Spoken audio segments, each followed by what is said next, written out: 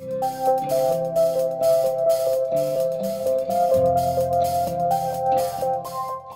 nome da Universidade Federal do Rio Grande do Norte, iniciamos oficialmente o primeiro EPED, Encontro de Práticas Educativas Digitais. O encontro tem como objetivo pautar discussões com alunos e professores de licenciaturas e profissionais de educação básica sobre a onipresença das tecnologias digitais de informação e comunicação na vida cotidiana e seu uso nas práticas docentes. Espera-se que possamos, a partir deste encontro, ampliar os espaços e canais de diálogo entre a universidade e escolas para divulgação e compartilhamento de ações e projetos voltados para as tecnologias digitais de informação e comunicação na prática educativa.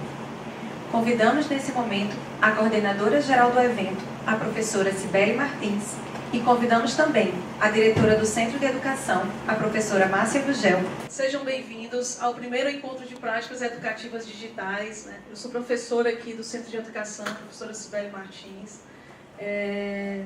Como as meninas já me apresentaram, sou recentemente professora, na verdade, daqui, e vim com essa missão de fortalecer e ampliar a área de tecnologias da educação no Centro de Educação. Há muito tempo, juntamente com o professor João Tadeu Vec, a gente tinha essa ideia, essa vontade, esse desejo de realizar um evento que pudesse reunir mais do que os acadêmicos, os pesquisadores, mas um evento que pudesse aproximar a universidade do chão da escola, Então, o público-alvo desse evento foi pensado justamente para professores, alunos e professores de licenciatura de licenciaturas e professores da educação básica, porque a gente tinha esse desejo de criar essas pontes de diálogo, de discussão, de troca de experiências, e pensamos nesse espaço para isso. Então, vai ser um evento, estamos tentando, é o primeiro, então estamos ainda aprendendo muita coisa, mas propondo também coisas diferentes, dinâmicas diferentes, metodologias diferentes para favorecer esse diálogo, ok? Então sejam bem-vindos, aproveitem as discussões, e vocês vão poder participar também das discussões, e vamos fazer desse evento realmente um momento de trocas, um momento enriquecedor para a nossa formação, para as nossas práticas, com essas tais tecnologias digitais. É uma alegria enorme estarmos aqui para a abertura desse evento, num momento tão importante quanto esse que nós estamos vivendo.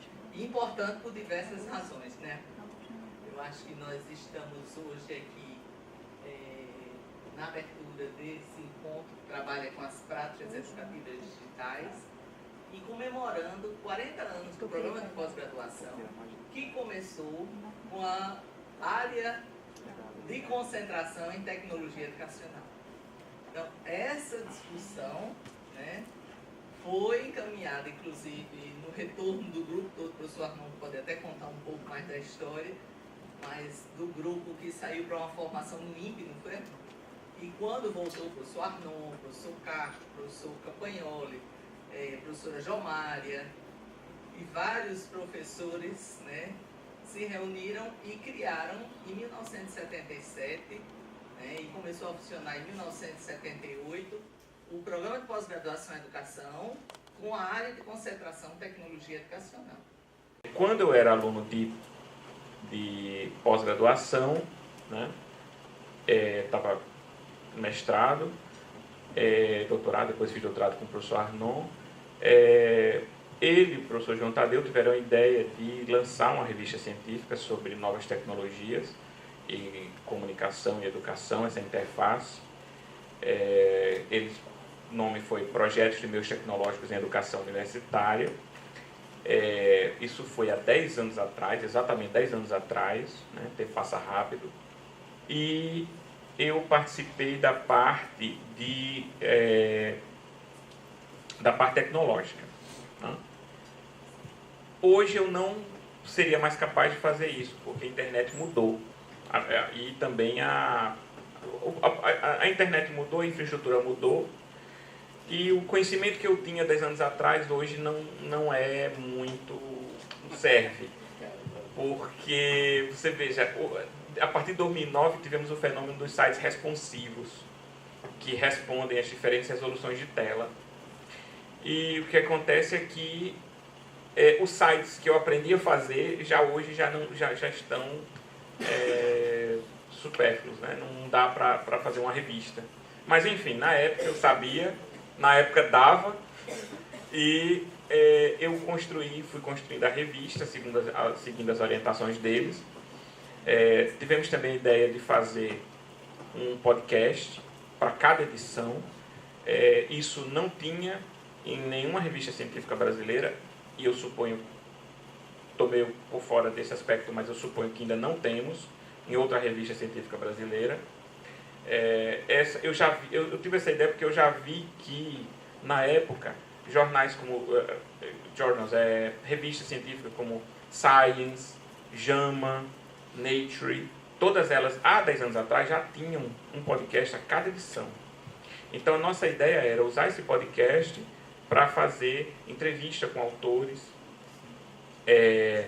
De repente, a gente até pensou, e não chegamos a executar, a possibilidade de fazer uma audiodescrição da revista inteira, em termos para acessibilidade. Não chegamos a executar isso, mas pensamos, né? E também, que isso aí já foi uma ideia de Arnon, de nós tratarmos não só como conteúdo científico, o suporte textual, né? A gente quis desenvolver e desenvolvemos outras formas de suporte, como por exemplo o vídeo, né, para a revista. E nós fizemos a revista. O que eu achei uma das coisas, professor, que eu achei mais interessante na nossa experiência com Prometeu foi justamente ela não é só uma revista científica, mas ela também servia como um campo de experimentação. A ideia, desde o início, não foi fazer uma revista para publicação de artigos, ponto. Não, a ideia não foi essa. A ideia foi fazer experimentos, né, com a própria revista, né? Então, desde o princípio, a ideia foi essa, né? Quer dizer, e com isso a gente ia, né, tanto fazendo experiências quanto ampliando a parte bibliográfica da nossa área.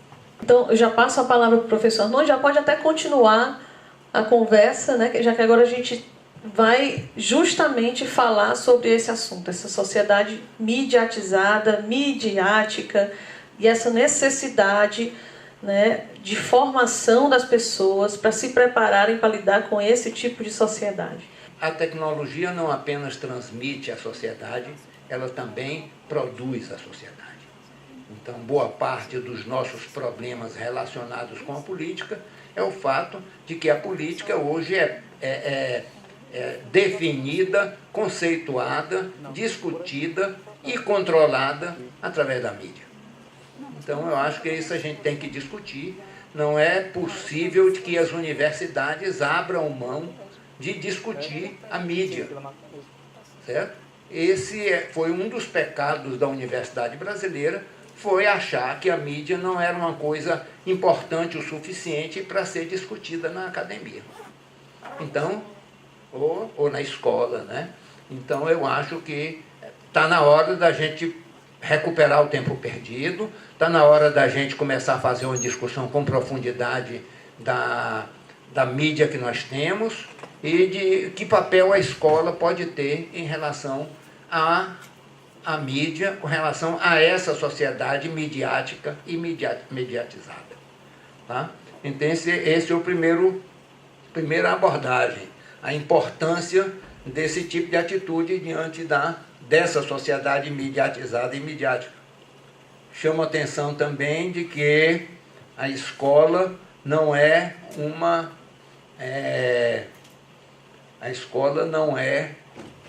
pura e simplesmente um local da salvação, certo? Como a mídia, a escola é também um aparelho ideológico. A mídia é a reprodução da sociedade. Quem conhece a literatura educacional sabe é um livro chamado A Reprodução, né, que marcou um momento de reflexão muito importante sobre o papel de reprodutor da própria sociedade, que é a educação, e não apenas de formação de cidadãos capazes de modificar essa sociedade, mas pura e simplesmente de reproduzir a sociedade. Então a gente precisa refletir a respeito disso, mas a escola tem uma vantagem em relação à mídia.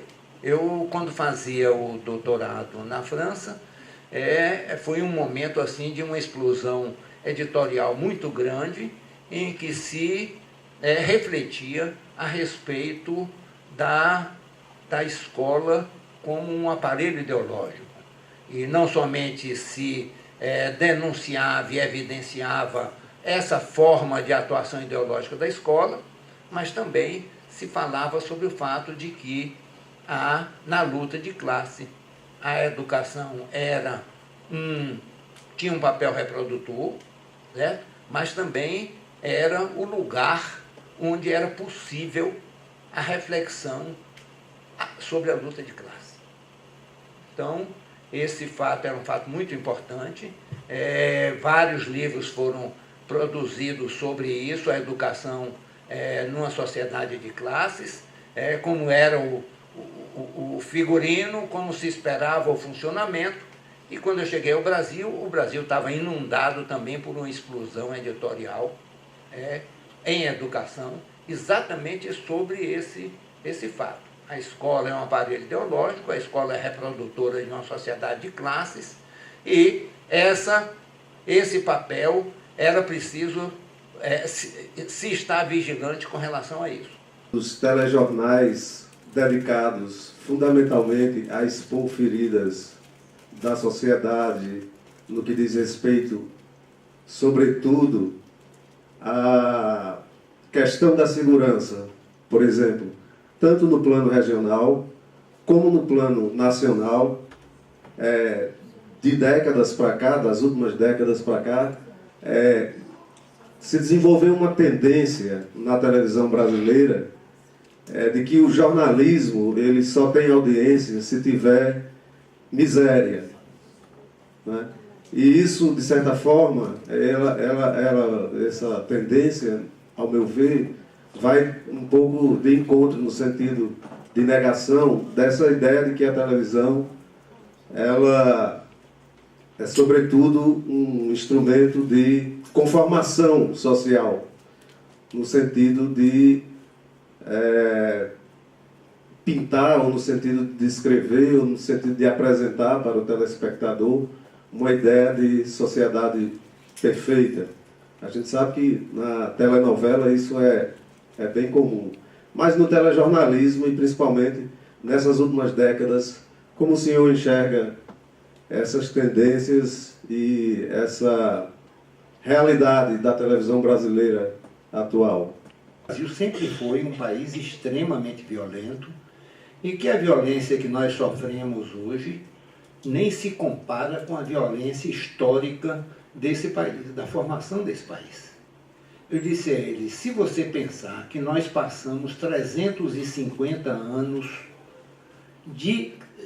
com escravidão, se você pensar de que matar negros e índios não era crime, você vai ver que hoje nós estamos muito longe de viver a violência daquela época. O problema sério é que dessa vez ela chegou para todo mundo, certo? Mas era previsível que um país que teve uma história como essa tivesse hoje esse nível de violência que nós temos, porque não há uma ação direta das classes dirigentes do país, das classes que a gente chama de elite, mas eu nunca vi uma elite dessa tão ruim, certo? A gente chama de elite, mas na realidade isso está sendo... Eu acho que esse nome precisa ser posto em discussão, tá? Escória. Essa escória talvez seja assim, certo? Que dirige esse país, não tem uma ação sequenciada, sistemática, de reparar o problema das desigualdades. Então, televisão educativa o relançamento da desigualdade. Certo? Então eu chamava atenção para isso porque a educação, a televisão não permite diálogo. Muitas vezes a fala do professor ela é deixada de lado por um discurso científico, né? Muitas vezes de um padrão universitário, enfim. Isso é o que a gente escuta dos próprios professores. E aí há uma necessidade muito grande dessa ligação, desse estreitamento entre a própria escola, né? Como é realmente aqui o próprio evento ele traz um dos objetivos, esse estreitamento, mas ainda é uma lacuna muito grande, né? A gente que trabalha lá, dessa aproximação, né? Então a minha questão é como é que a gente pode, na verdade, qualificar, porque assim, a gente sabe, por exemplo, vai trabalhar uma metodologia de pesquisa em determinado trabalho, tem que dizer que é pesquisação, etnografia, e muitas vezes um relato de experiência, muitas vezes ele não ganha talvez uma visibilidade maior, porque é de um professor que está lá na escola e não tem realmente uma pesquisa, né, propriamente de cunho científico. Né? Então, como é que a gente pode estar reforçando isso para o professor, que o que ele faz lá na escola, no chão da escola mesmo, é um trabalho bom? Como qualificar esse professor, como qualificar, na verdade, o seu discurso com relação a isso e fazer com que ele realmente se aproxime, né, desse trabalho, né, das mídias. Porque eu digo sempre que não é possível um paraíso educacional dentro de um inferno social. Nunca houve isso em nenhum país do mundo. Em toda a história, não vai dizer, não, a educação daquele país é maravilhosa, mas o povo é tão pobre, é tão miserável, não tem onde comer, não tem onde dormir. Isso é possível? Não, não é possível. Então, não é possível, dentro de um inferno social, um paraíso educacional.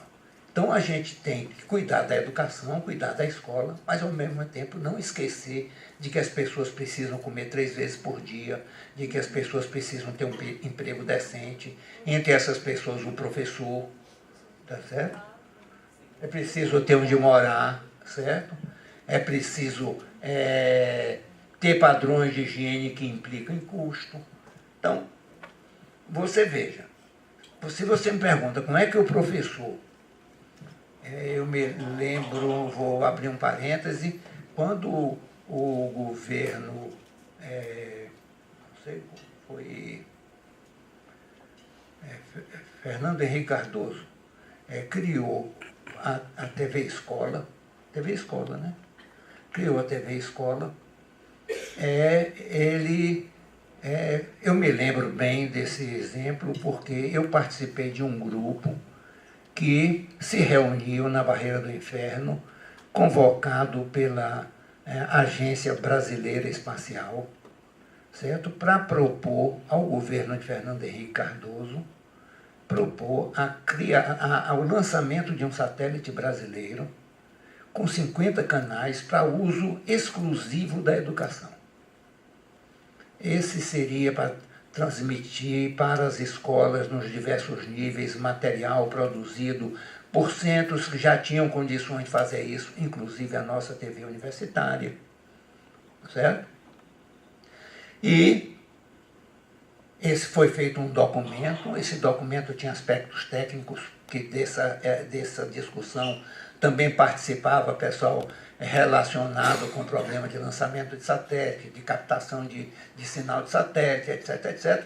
Foi um relatório relativamente complexo, né, diversificado, e o governo não, pelo menos eu não obtive nenhum tipo de resposta, né, de que o governo teria ficado sensibilizado ou não a respeito. O que nós sabemos é que algum tempo depois da posse é lançado um projeto TV Escola.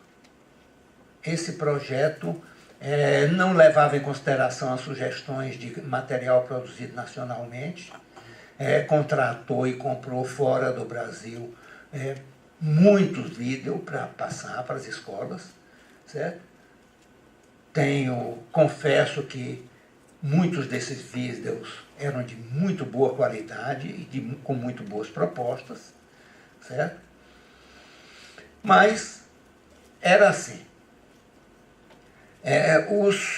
Tinham 8 horas de programação. Essas 8 horas se repetiam 3 vezes no período de 24 horas.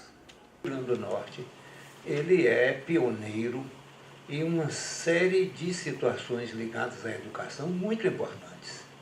Primeiro, de impacto, projetos de impacto político até hoje marcadas significativamente na história da educação brasileira, como, por exemplo, as 40 horas de Angicos, que foi a primeira experiência em escala de Paulo Freire, e a outra é De Pé no Chão Também Se Aprende a Ler, uma experiência de um impacto político muito grande na cidade natal, com repercussão no país inteiro.